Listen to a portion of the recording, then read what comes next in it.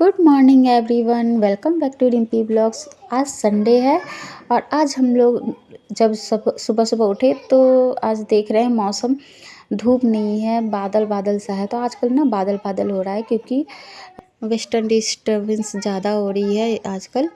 और कभी धूप बादल हो जा रही है, बारिश हो जा रही है।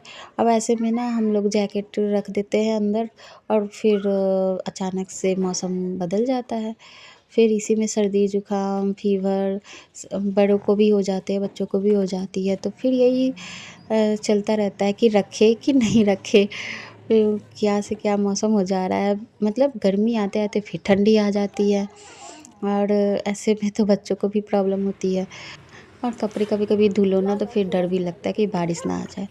तो फिलहाल तो आज तो मौसम लग रहा है कि हो जाएगा धूप। और यहाँ पर देखो पौधे पूरे सूखे हुए थे ना, तो फिर सुबह सुबह का टाइम था, बाहर थोड़ी देर बैठो तो अच्छा लगता है। जब रिलैक्स रहता है, ऑफिस नहीं जाना स्कूल नहीं जाना, तो थोड़ा सा बालकनी में बैठ जाओ, फूल पौधों को देखो और उसमें पानी डालो उनको, तो वो काम हो जाता है। फिर उसके बाद हम लोग अंदर आ गए और मैंने ना कंबल डाल दिया, एक इसको भी धुलना रह गया था ना। तो धीरे धीरे एक एक करके धुल के हटाते हैं। तो अभी ओढ़ने के लिए है हमारे पास, तो जो एक्स्ट्रा है ना उसको हम रखेंगे। तो उसे हम ऐसे तो रख नहीं सकते, तो हमारे जो भी वॉशिंग मशीन में आ जाते हैं ना उसको मैं धुल के रख देती हूँ। मेरी टूट गई थी, लॉकेट गिर गया था तो मैंने ढूंढ के निकाल दिया।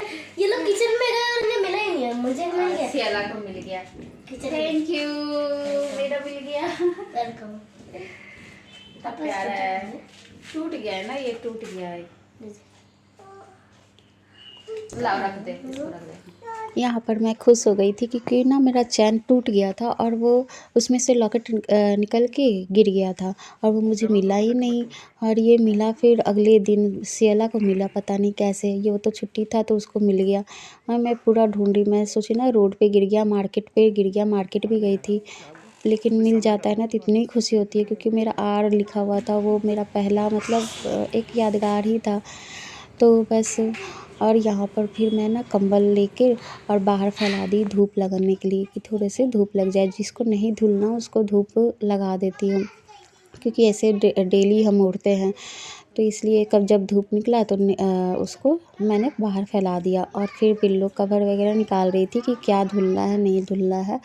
तो पिल्लो कवर आज धुलूँगी क्योंकि उसको गर्म पानी में डाल के उसको फिर ना फुला के तब रगड़ के डालना पड़ेगा, क्योंकि ऑयल वगैरह लगाते हैं ऐसे भी चाहे पिल्लो कवर ज़्यादा जल्दी गंदे भी हो जाते हैं बेडशीट की अपेक्षा।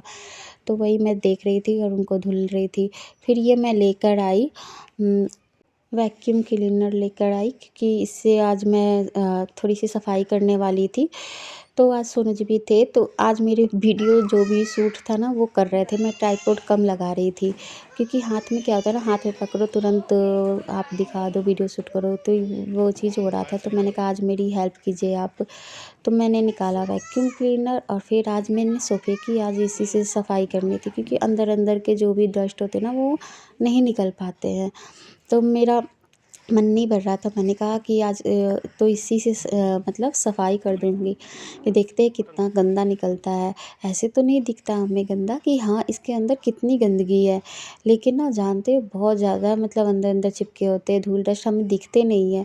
अब वैक्यूम है तो फिर उसका यूज़ तो करना बनता है ना, कि एक बार हम यूज़ कर सकते, रेगुलर तो नहीं कर सकते, रेगुलर तो बस झाड़ देते हैं हो जाता है, इसको डेली हम यूज़ नहीं कर सकते। तो एटलीस्ट 10 दिन पर 2 वीक्स में तो यूज़ कर सकते हैं। तो बस इसलिए बहुत दिन हो गए थे तो इसलिए मैंने आज इसी से सफाई कर दी। ये थोड़ा भारी भी है तो इसका ना पार्ट जोड़ना पड़ता है आगे से निकाल के, आपको अगर इसके अंदर घुसाना होता है सोफ़ा के अंदर तक, तो वो उसके लिए पतला मतलब अलग से बना होता है। फिर एक ब्रश वाला आता है वो अलग है। तो अलग अलग पार्ट है कि आप क्या साफ़ करना है उसके लिए आप अलग से आप आगे से जोड़ कर लगा सकते हो। फिर यहाँ पर मैंने ब्रश वाला लगा लिया, ब्रश की सहायता से ये सोफ़ा कवर साफ़ हो जाता है। और वो जो लगाई थी ना उससे ना वो डस्ट खींचता है अंदर अंदर से, जितना भी अंदर होगा ना वो अंदर से डस्ट खींच लेता है। और फिर ये ब्रश से ना धूल मिट्टी जो चिपके होंगे या बाल वो चिपक जाएंगे इसमें। तो ये कपड़ों के लिए होता है कि आप उस पे से और दिक्कत भी नहीं आएगी, ये ख़राब भी नहीं होगा। और जानते हो ब्रश की सहायता से सब साफ़ की ना तो अलग सी शाइनिंग भी आ गई सोफ़े पे। लगता है कि हाँ मतलब सोफ़ा थोड़ा सा डार्क ब्राउन से थोड़ा सा शाइनिंग कर रहा था, हल्का ब्राउन हो गया था और चमक सी आ गई थी। जब आप किसी कपड़े को धुलते हो वैसा लुक कर रहा था, जैसे कि मैंने धुल कर ही लाया हो। तो ये होता है वैक्यूम से साफ़ करने का। झाड़ने से तो अलग होता है, लेकिन जब वैक्यूम से साफ़ करते हैं ना तो अलग ही सफाई हो जाती है। और फिर देखो इसमें से इतनी सारे गंदगी निकले थे, तो ये खोलने का प्रोसेस था जो खोल दिया मैंने।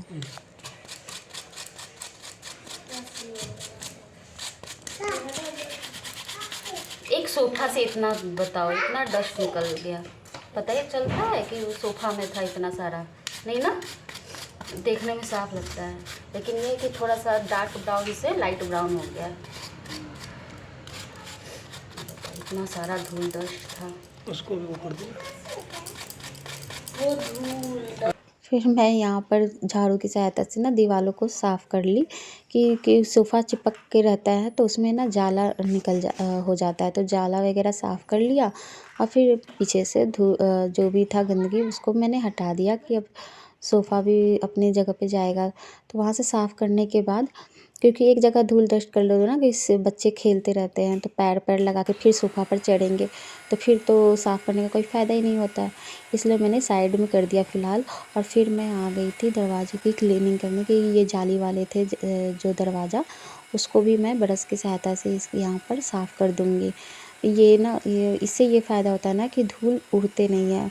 जब मैं उससे करती हूँ ना ब्रश से, तो वो धूल तो उड़ते ही हैं, लेकिन इससे तो वैक्यूम तुरंत अपने अंदर खींच लेता है और सफाई भी बहुत अच्छे से हो जाती है। तो मैंने यहाँ पे 2 जालियों को साफ़ किया था, बाहर की दोनों जालियों को, बस इसी रूम की जो भी जालियाँ थी उसको मैंने वैक्यूम से साफ़ कर दिया कि ये ज़्यादा गंदी हो जाती है, बाहर का है ना तो ज़्यादा गंदा होता है। और सही में बहुत ज़्यादा गंदा निकला भी था इसमें से, तो इससे किया और इससे ना धूल उड़ा भी नहीं, जिससे फेस पे बाल पे चिपके। और देखो एकदम चमक सी आ गई सोफ़ा क्लीनिंग के बाद, और निशान भी है जैसे जैसे मैंने ब्रश चलाया था वैसे वैसे। फिर इस पर मैं सोफ़ा कवर चढ़ा दूँगी। ऐसे मैं लगाती हूँ, लेकिन बच्चे जब खेलते हैं तो खिसक जाता है कितनी बार। फिर भी मैं लगा देती हूँ कि कभी कुछ खाएँ या गिर ही गया तो कम से कम कवर तो साफ़ हो जाएगा।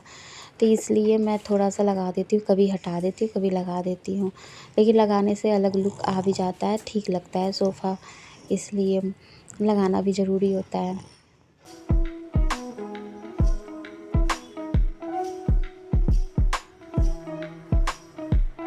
जब तक मैं क्लीनिंग कर रही थी, और यहाँ देखो ये कंबल मैंने डाला था तो वो ड्राई भी कर दिया। अब ये धुल चुका है, तो इसको मैं बाहर फैला दूँगी। तो इसको ये जब सूख जाएगा ना तो इसको तो आज तो मैं धूप लगाऊंगी, कल भी धूप लगा दूंगी अगर कल धूप निकला तो ये 2 दिन में तो एटलीस्ट सूख जाएगा, अगर बारिश नहीं हुई तो। तो इसके लिए ना इसको बाहर फैला दिया, क्योंकि ना ऐसे ना रखने में बनता नहीं है। और ड्राई क्लीनिंग में तो जब हम मशीन में वॉश हो गया तो ड्राई क्लीनिंग में क्या देना, तो ये मेरा हो जाता है मशीन वॉश, तो ये मैं कर लेती हूँ। अगर इससे एक कंबल है जो बस नहीं हो पाता है, उसको ड्राई क्लीनिंग करना पड़ता है हमें। लेकिन ये जो कंबल है ना, अगर कुछ कंबल है जो मेरे पास, जिसको मैं मशीन में वॉश कर लेती हूँ। और फिर इसके बाद फिर हमने बच्चों को भी नहला दिया। मैं भी यहाँ पर नहाकर रेडी हो गई थी, और बच्चों को नहला के उनको कपड़े वगैरह पहना रही थी, क्रीम पाउडर लगा रही थी, रेडी कर रही थी। तो इसलिए मेरे बाल भी, अभी मैंने कंघी नहीं किया, बाल धुला था मैंने, इसलिए फिर बच्चों को मैंने कहा कि थोड़ी देर बाल सुखा लो। और फिर मैं पूजा करने आ गई थी कि थोड़ी देर पूजा भी कर लिया मैंने। और बाल अभी गीले थे तो इसलिए मैंने कंघी नहीं किया था कि थोड़े सूखेंगे तभी कंघी करूँगी। और उसके बाद फिर मैंने यहाँ पर मूंग फुलाया था और चना भी फुलाया था। तो मूंग तो सुबह ब्रेकफास्ट में हो गया था, मैगी और मूंग, तो और चना की सब्ज़ी बन जाएगी। मूंग था तो उसमें प्याज टमाटर डाल के हमने बना के खा लिया था। उसके बाद फिर यहाँ पर चाय जब मैंने बनाया तो पूरा कप भर गया था, तो पता ही नहीं चला वीडियो बनाने के चक्कर में एक कप में ना पूरा भरते गया, पता ही नहीं चला जब मैं छान रही थी। यहाँ मैं प्याज कट के रखी थी चने के लिए, चने की सब्ज़ी बनाऊँगी ना उसमें डालने के लिए। तो मैं चाय पीकर आ गई थी, और उसके बाद फिर मैं यहाँ पर तेल डाल के उसमें चना कुकर में ही बनाऊंगी कि डायरेक्ट मैंने बॉयल नहीं किया था, तो डायरेक्ट इसी में बना दूंगी, इसी में बॉयल हो जाएगा, इसी में पक जाएगा।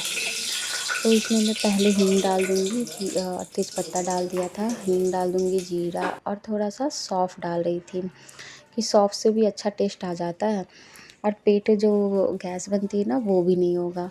तो यहाँ मैंने सौंफ डाला, फिर उसके बाद मैंने प्याज डाल रही थी।